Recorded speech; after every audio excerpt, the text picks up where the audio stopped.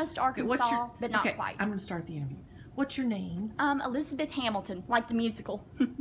Is that a musical? Yeah, they made a musical about Alexander Hamilton, and his wife was Elizabeth Schuyler originally, but when she married Elizabeth Hamilton. So you're almost famous. Almost, pretty much, yeah. Okay, I mean, basically. And so what is your philosophy about the weather? Can you tell me that again? Yes.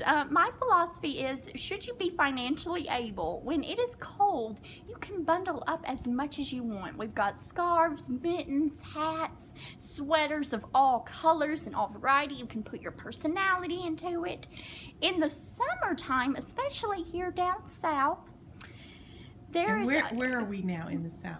We're in Knoxville, which is East Tennessee, which is not as bad as some places. You know, we're not quite Arizona, Texas levels, but we're still hot. You know, it still gets really hot. How hot was it at the stadium today? Oh my goodness! I think it was 105 on absolutely, the field. Absolutely. But for us girls, if we want, I am all for liberation, making your own decisions and freedom and all that.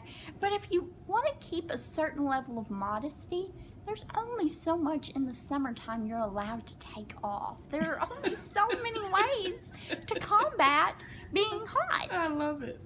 That's too cool. Mm-hmm. So have you thought about a spritzer? Have you thought about being wealthy and moving according to the season? Well, you know, I have an eye condition that leaves me really, really light sensitive. So I joke with people. My dad, I've got grad schools I'm applying to all over the country, and my dad really wants me to go to this one in Florida.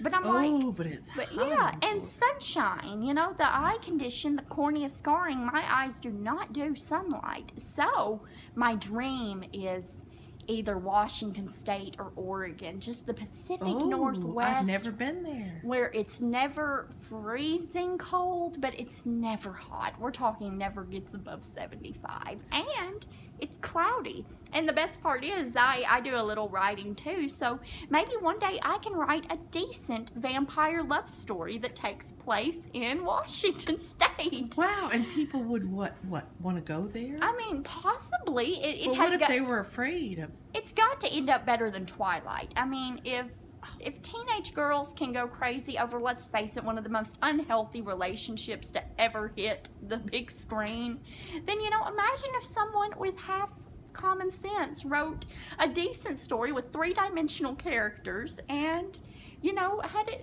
be a true love story that happens to have airs of the supernatural sprinkled within. Oh, it sounds wonderful. I know, right? I can't wait to hear it. I can't wait to read it.